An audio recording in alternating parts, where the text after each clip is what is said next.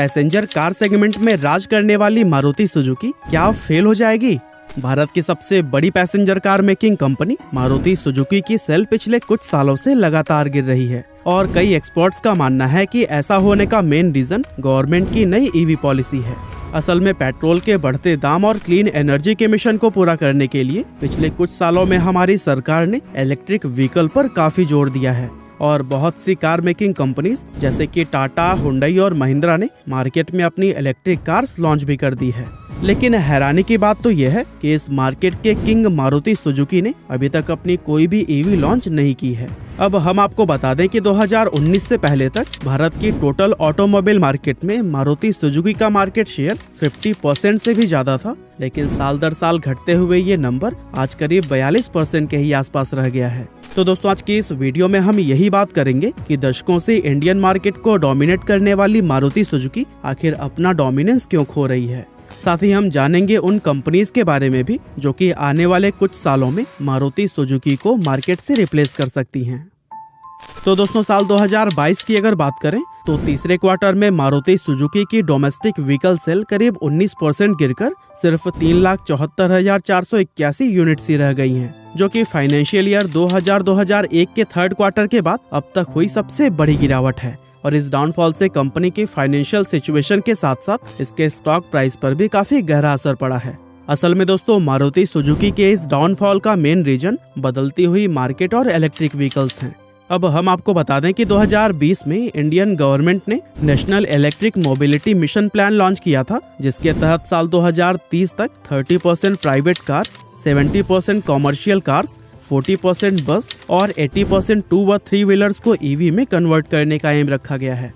Government के इस mission में भागीदार बनते हुए टाटा मोटर्स ने सबसे पहले साल 2020 में अपनी पहली electric car Nexon EV launch की थी और फिर उसके बाद से कई अलग अलग कार मैन्युफैक्चरर्स इंडियन मार्केट में अपनी ईवीज लॉन्च कर चुके हैं।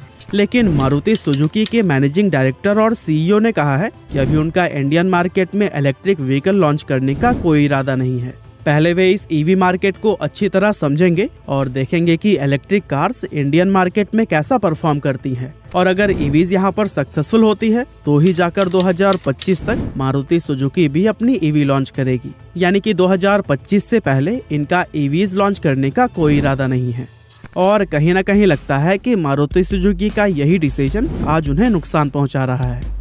मार्केट के साथ आगे न बढ़ने की वजह से बहुत सारी बड़ी बड़ी कंपनियां आज औंधे मुंह गिर चुकी हैं, जिसका सीधा एग्जाम्पल हम नोकिया कंपनी के तौर पर देख सकते हैं। और अब मारुति के साथ भी कुछ ऐसा ही होते हुए नजर आ रहा है, क्योंकि इंडियन मार्केट काफी तेजी से बदल रही है और बहुत सी कार कंपनियां मारुति सुजुकी के मार्केट शेयर को ग्रैब करने की तैयारी में बैठी हैं। तो फिर आइए जानते हैं कि आखिर कौन सी ऐसी कंपनियां हैं जो कि आने वाले समय में इंडियन मार्केट के अंदर मारुति सुजुकी को रिप्लेस कर सकती हैं और क्यों। Number 1, Tata Motors.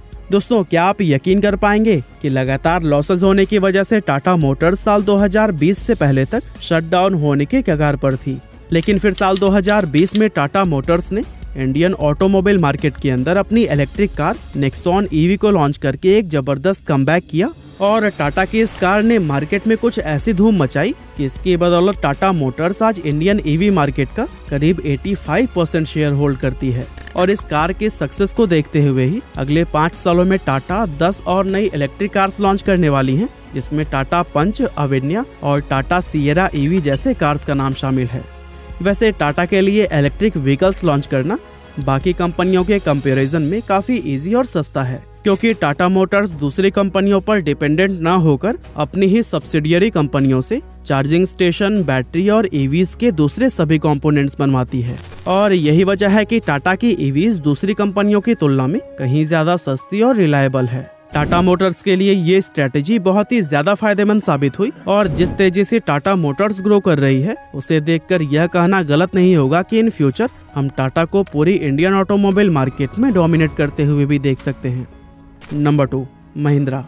दोस्तों, इंडियन मार्केट के अंदर महिंद्रा से बढ़िया और अच्छी एसयूवीज कोई नहीं बना सकता इनकी एसयूवीज हमेशा से ही नए नए रिकॉर्ड्स बनाती और तोड़ती रही है। फॉर एग्जाम्पल आप XUV 700 को ही देख लीजिए। जब इन्होंने इसे लॉन्च किया तो महज 57 मिनट के अंदर ही 25,000 गाड़ियों की बुकिंग हो गई थी। और इतना ही नहीं, जब इन्होंने स्कॉर्पियो एन को लॉन्च किया तब 1 लाख गाड़ियों की बुकिंग के लिए इन्हें बस 30 मिनट ही लगे थे। अब SUV मार्केट में तो महिंद्रा का कंट्रोल है ही, लेकिन साथ ही उन्होंने इलेक्ट्रिक मार्केट में भी अपनी कार लॉन्च करने का फैसला किया है। दरअसल इसी महीने यानी कि सितंबर में ही महिंद्रा अपनी XUV 400 EV लॉन्च करने वाली है और कंपनी ने बताया है कि 2024 से लेकर 2026 तक ये 5 और नई इलेक्ट्रिक कार्स लॉन्च करेंगे, जिसके लिए इन्होंने पूरी तैयारी कर ली है। साल 2024 में इनका प्लान XUV E8 को लॉन्च करने का है और फिर 2025 तक टाटा की तरह ये भी खुद के बनाए हुए इलेक्ट्रिक व्हीकल्स लॉन्च करना स्टार्ट कर देंगे। इवन इसके लिए इन्होंने एक अलग ब्रांड बॉर्न इलेक्ट्रिक की भी शुरुआत की है। अब नो डाउट ऑटोमोबाइल मार्केट को लेकर महिंद्रा के प्लान्स बहुत बड़े बड़े हैं। अब ऐसे में देखना होगा कि महिंद्रा अपने इन प्लान्स को कितनी अच्छी तरह से एग्जीक्यूट कर पाती है। Number 3, Hyundai. दोस्तों, हुंडई काफी लंबे समय से इंडिया की second largest car manufacturing company बनी हुई है। अब वैसे तो इनकी क्रेटा, i10, i20 और वर्ना जैसी पेट्रोल डीजल कार इस मार्केट में काफी ज्यादा फेमस है, लेकिन इसके साथ ही हुंडई ने इलेक्ट्रिक सेगमेंट में भी एंटर करने के लिए कमर कस ली है, जहां इनकी पहली इलेक्ट्रिक कार कोना अगले साल के फर्स्ट क्वार्टर में लॉन्च होने वाली है। इसके साथ ही बताया जा रहा है कि बहुत ही जल्दी ये अपनी आयोनिक 5 को भी लॉन्च करने वाले हैं। यानी कि बदलती हुई मार्केट के अकॉर्डिंग हुंडई ने भी आने वाले समय की तैयारी शुरू कर दी है। Some other car manufacturing companies. दोस्तों, इन मार्केट लीडर्स के अलावा भी कई ऐसी कंपनियां हैं जो कि EV सेगमेंट के अंदर काफी तेजी से आगे बढ़ रही हैं और उनमें किया ने EV6 को लॉन्च करके इस बात को प्रूव भी किया है। प्रीमियम सेगमेंट में आने वाली ये इलेक्ट्रिक कार इंडियन मार्केट में काफी ज्यादा पसंद की जा रही है और कंपनी का एम हर महीने इसकी 10,000 यूनिट सेल करने का है। किया के मैनेजिंग डायरेक्टर और CEO तैजिन पार्क का कहना है कि आने वाले समय में भी इंडियन मार्केट के लिए और भी नई नई इलेक्ट्रिक कार्स लॉन्च करने वाले हैं। यानी कि मार्केट लीडर बनने की दौड़ में किया भी कहीं से पीछे नहीं है।